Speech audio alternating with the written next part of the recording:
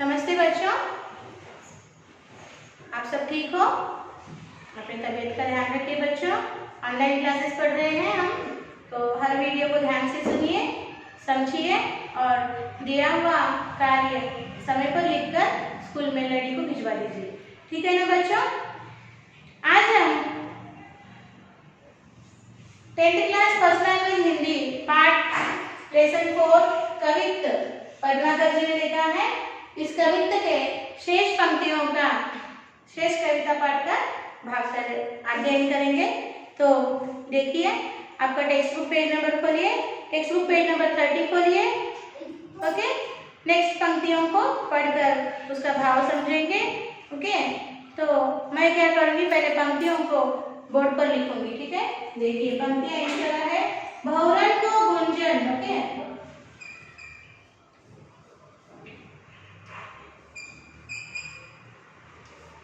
भौरन को गुंजन,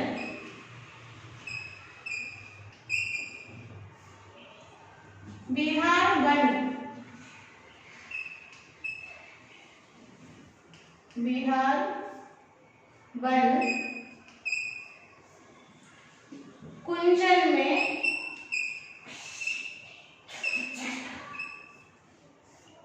कुंजन में, कुंजन में मंजुल मलारान,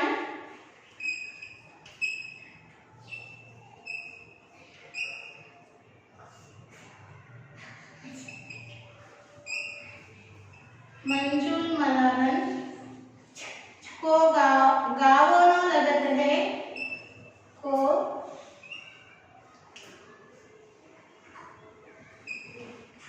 गावनो लगत है,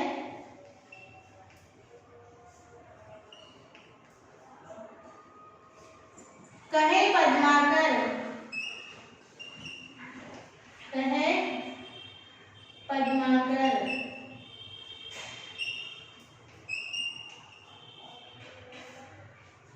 गुमान हूँ,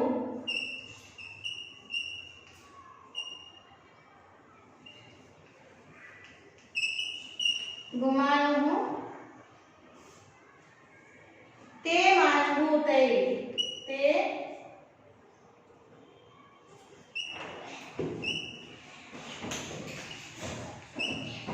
मानहू ते।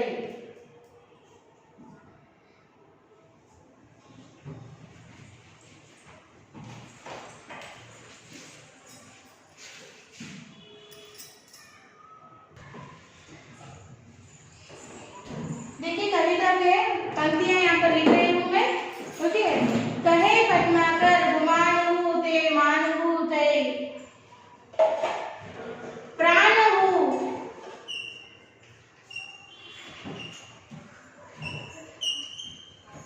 प्राणहु तई प्यारो, प्राणहु तई प्यारो, मन भावनो लगत है, मन भावनो, मन भावनो लगत है,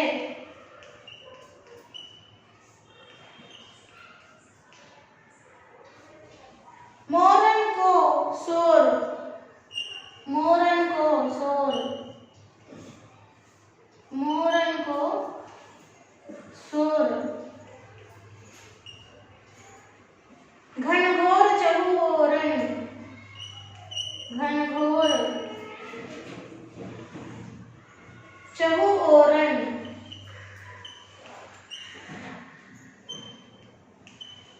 चहु ओरन,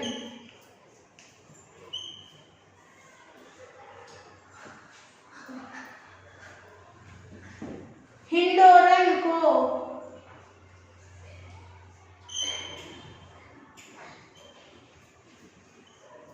हिंडोरन को, वृंद छवि, वृंद छवि, छावनो लगत है, छाव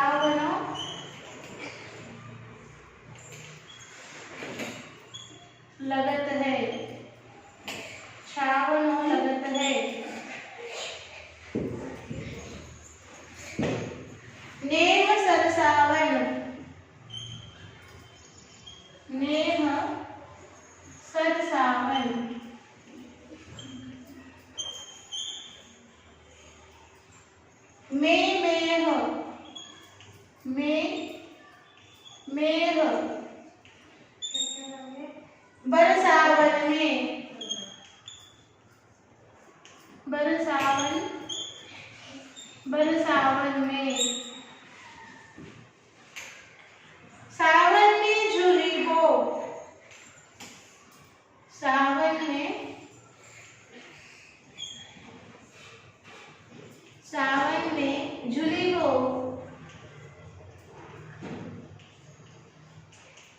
सावन में झूली हो, सुहावनो लगत है, सुहावनो, सुहावनो,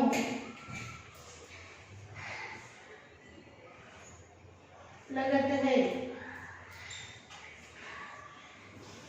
सुहावनो लगत है। ओके, देखिए अब इनका अर्थ क्या है। बहुवर्ण का अर्थ है बटरफ्लाइज, बहुवर्ण का अर्थ क्या है बटरफ्लाइज। गुंजन यानी स्वीट म्यूजिक, गुंजन का अर्थ क्या है स्वीट म्यूजिक। वन का अर्थ है वन, फॉरेस्ट। मंजूर का अर्थ क्या है वन ओल्ड पोएट, मंजूर मीन्स वन ओल्ड पोएट। मलारण का अर्थ है the rag which played at the time of rainy season, मल्लारन। ओके, मल्लारन का अर्थ है ये राग मल्लार का नाम है। ओके, जो ओके कब गाया जाता है बारिश पड़ते समय गाया जाने वाला राग है ये। गावनो यानी फॉर सिंगिंग, गावनो का अर्थ है फॉर सिंगिंग। गुमानहु, गुमानहु का अर्थ क्या है प्राउड, घमंड, प्राउड। तई का अर्थ क्या है तई, तई का अर्थ है डिटर्मिनेशन यानी निश्चय, डिटर्मिनेशन निश्चय। मानहु का अर्थ है टू फील, मानहु। ओके, मानहु का अर्थ क्या है टू फील। प्राणहु का अर्थ क्या है प्राणहु, प्राणहु का अर्थ है लाइफ। मोरन का अर्थ है पिकॉक, मोरन का अर्थ क्या है पिकॉक। शोर का अर्थ है नॉइस। चहु का अर्थ है चहुओर। ओके, यानी फोर साइड्स। ओरन, चहु ओरन, इसका अर्थ है फोर साइड। नेह का अर्थ है नेह, नेह का अर्थ है स्नेह, फ्रेंडशिप।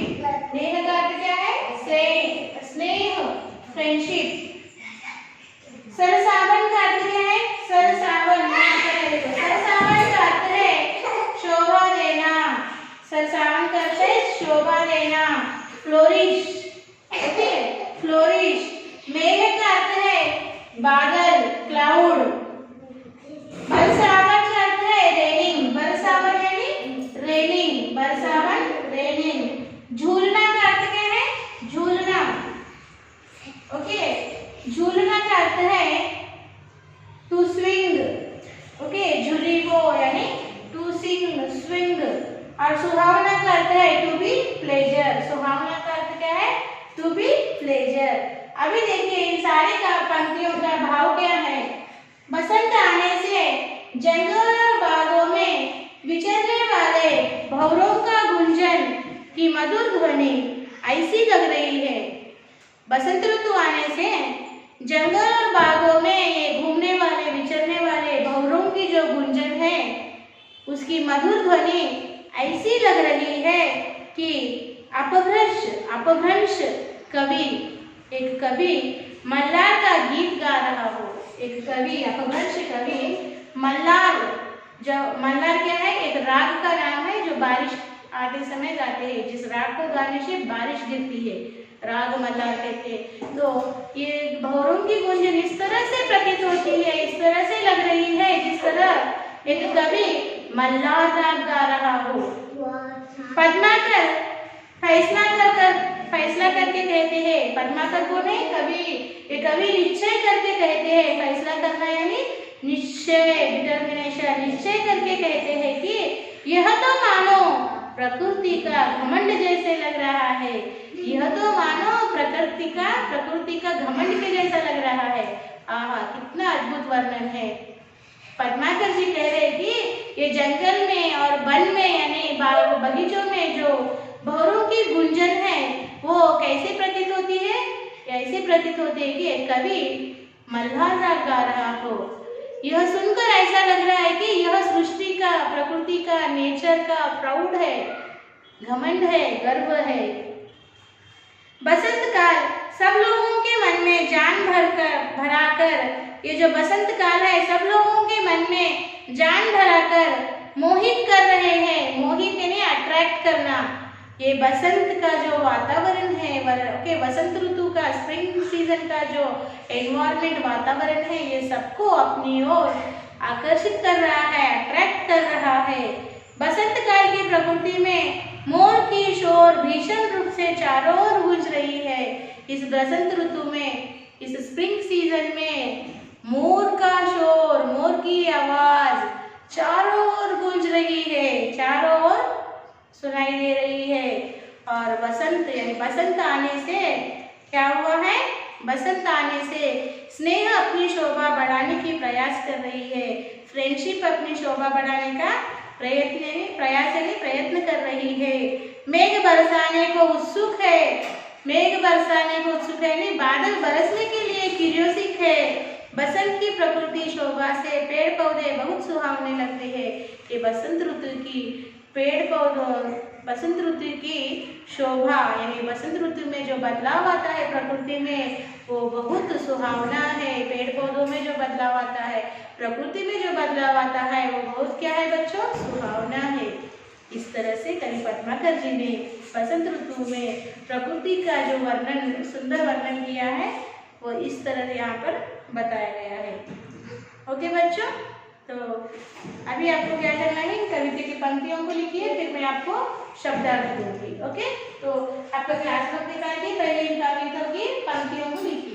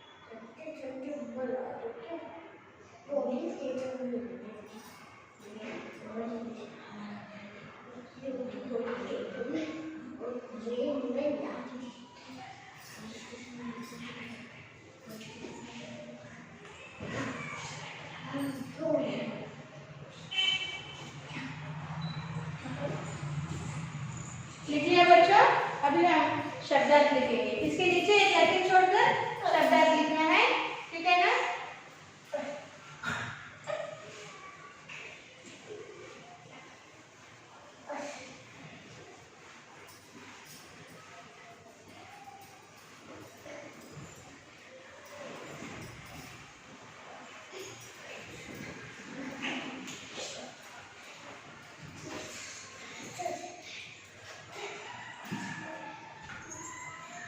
हमें यहाँ पर शब्दार्थ लिखिए।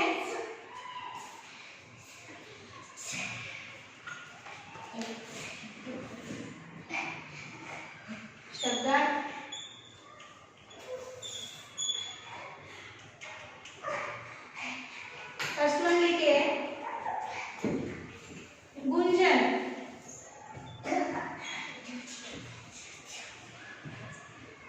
Sweet music.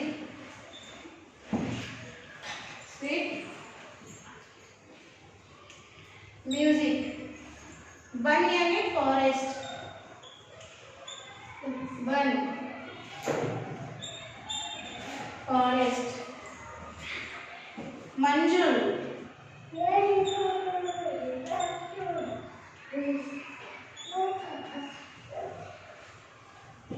ओल्ड वन old poet.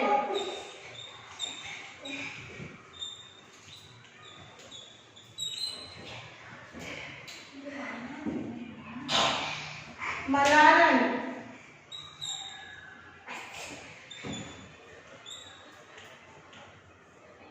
Malaran, the rag which played, the rag which played at the time of rainy season. At the time of rainy season. Gavano, for singing.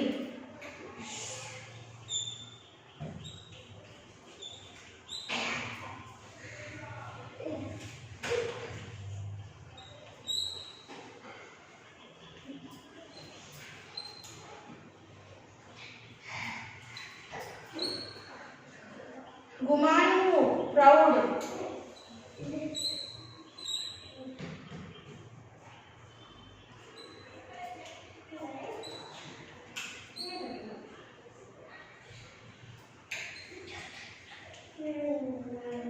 Gumanu,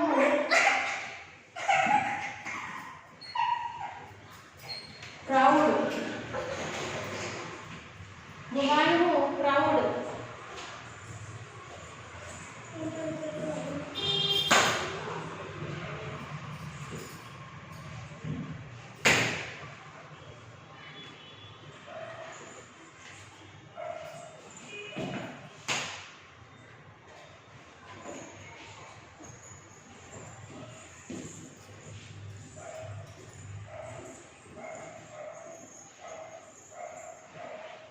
तई. Seventh one तई. तई का अर्थ है determination.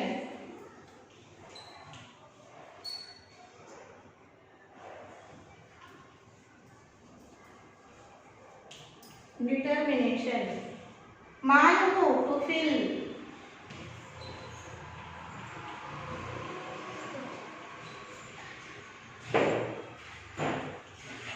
मानहु, to feel. प्राणहु, life.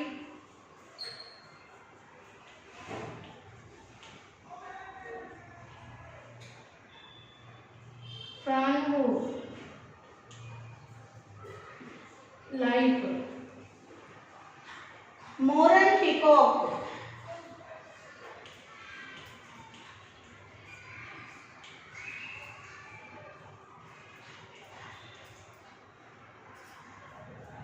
इसको लिखिए आप लोग. ओके. सो इसके बाद हम अगले भाग की चर्चा करेंगे.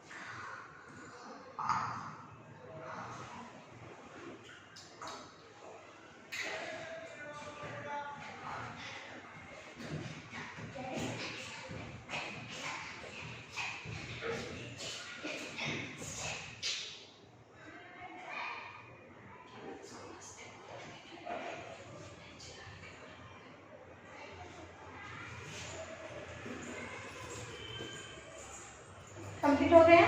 अब देखिए यहाँ पर आपको कुछ प्रश्न दिए गए हैं। भौरों का दल कहाँ विचर रहा है और क्यों? तो उत्तर इस तरह लिखे, भौरों का दल छोटे छोटे बागों में और वन में घूम रहे हैं। सेकेंड वन देखिए, औरे भांति कुंजन में गुंजरत भीड़ भौर, इस पंक्ति से क्या तात्पर्य है? उत्तर इस तरह लिखे, बसंत काल आने से भौरे की भीड़ बाग में स्थित पेड़ पौधों पर एक कोमल मधुर ध्वनि गुंजराते हुए घूम रहे हैं। मोर का नृत्य कैसा लगता है? मोर का नृत्य बहुत अच्छा लगता है। मोर जब बादल देखता है तब बारिश होने की संभावना से नाच उठता है। यह नाच भी देखने के लिए मनोरम लगता है, मन मोह लेता है। यहाँ किसका वर्णन किया गया है? उत्तर लिखिए, यहाँ बसंत काल का वर्णन किया गया है। सावन में झुलीबो सुहावनो लगता है, इस पंक्ति से क्या तात्पर्य है? सावन के मौसम में पेड़ पौधे हरे भरे रहते हैं। पेड़ पौधे हरे भरे रहने से वातावरण बहुत सुहावना या आह्लादमय होता है। अभी अर्थग्राह्यता प्रतिक्रिया में भी कुछ प्रश्न उत्तर है। देखिए बच्चों, आपका स्टडी मटेरियल पेज नंबर 48 खोलिए। देखिए मैं पढ़ रही हूँ, ध्यान से सुनिए। हमारे जीवन में ऋतुओं के महत्व पर अपने विचार बताइए। ऋतुओं का जीवन में बड़ा महत्व है। मनुष्य सामाजिक प्राणी है। समाज तो प्रकृति से बनता है। प्रकृति में ऋतुओं का चक्र होता है। ऋतुओं के निर्माण से ही मनुष्य को जीने की शक्ति मिलती है। ऋतुएं सही समय पर आने से ही फसलें आदि उगते हैं। पानी का इंतजाम होता है। वातावरण भी अच्छे होते हैं। समाज के सारी आवश्यकताएं पूरी हो सकती है। सेकंड क्वेश्चन, अधिकतर कवि ऋतुओं का वर्णन करते समय भौरे का उदाहरण अवश्य लेते हैं, क्यों? उत्तर इस तरह लिखिए, अधिकतर कवि ऋतुओं का वर्णन करते समय भौरों का उदाहरण अवश्य लेते हैं, क्योंकि बसंत ऋतु में पेड़ पौधों में फूल खिलते हैं और नए पत्ते आते हैं। तब पेड़ पौधे हरे भरे रहकर बहुत सुंदर लगता है। भौरों को मोह लेते हैं। भौरे मकरंद पीने पेड़ पौधों के पास गूंज के 7 चक्कर काटते हैं। इसलिए कवि ऋतुओं का वर्णन करते समय भौरों का उदाहरण लेते हैं। ओके ना? और अभी अभिव्यक्ति सृजनात्मकता में भी कुछ प्रश्न दिए हुए बच्चों। कवि ने बसंत ऋतु का वर्णन किन किन उदाहरणों से किया है? आप इसी ऋतु का वर्णन किन उदाहरणों के द्वारा करना चाहोगे? उत्तर इस तरह लिखिए, कवि ने बसंत ऋतु का वर्णन भौरों की गुंजन, छैल से, रस, राग, आवाज, मलारन की गान आदि से किया है। मैं बसंत ऋतु का वर्णन हरे भरे पेड़ों से, भौरों से, कोयल से करना चाहूँगा। सावन को मनभावन क्यों कहा गया है? उदाहरण के द्वारा सिद्ध कीजिए। सावन को मनभावन इसलिए कहा गया है क्योंकि उस मौसम में वातावरण बहुत सुहावना होता है। ज़्यादा धूप और ज़्यादा ठंड भी नहीं रहती। स्वास्थ्य के लिए भी अच्छे होते हैं। पद्माकर ऋतु वर्णन के श्रेष्ठ कवि माने जाते हैं। पाठ के आधार पर सिद्ध कीजिए। श्री पद्माकर जी ऋतु वर्णन के श्रेष्ठ कवि माने जाते हैं क्योंकि ऋतु का वर्णन बहुत अच्छी तरह तुलनात्मक रूप से करते हैं। शब्दों का चुनाव और अलंकारों का प्रयोग आदि अच्छी तरह करते हैं। अनुप्रास अलंकार का प्रयोग भी किया है। इस तरह से आप लिखिए, ऋतुओं की प्रकृति की शोभा, ऋतुएं प्रकृति की शोभा बढ़ाती हैं। अपनी मनपसंद ऋतु का वर्णन करते हुए एक छोटी सी कविता का सृजन कीजिए और उसे उचित शीर्षक दीजिए, कहा गया है। सो यहाँ पर एक कविता दी है।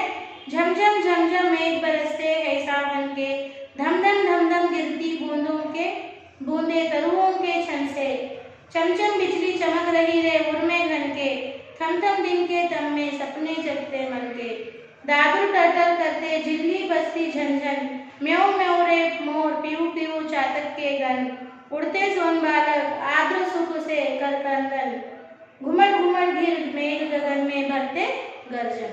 इस तरह से आपको इन सब प्रश्नों का उत्तर लिखना है बच्चों। तो अब आप लिखेंगे आज का साक्षी।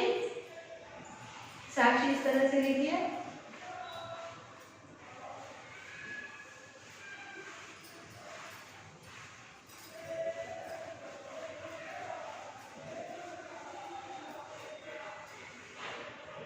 साक्षी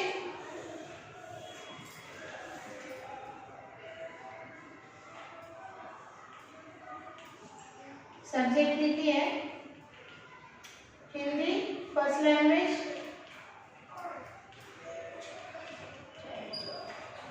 क्लास 10th और HW,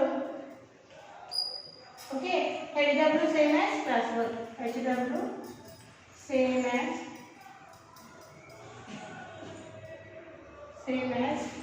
class work 1 time, here TS and TS। So homework लिखकर समय में स्कूल में लड़की भिजवा दीजिए बच्चों। यहाँ पर हमने Hindi first language 10th class Hindi first language lesson 4 complete किया है। फिर हम एक नए पाठ के साथ अगले सेशन में बातचीत करेंगे, चर्चा करेंगे। तब तक बच्चों धन्यवाद, बाय बाय।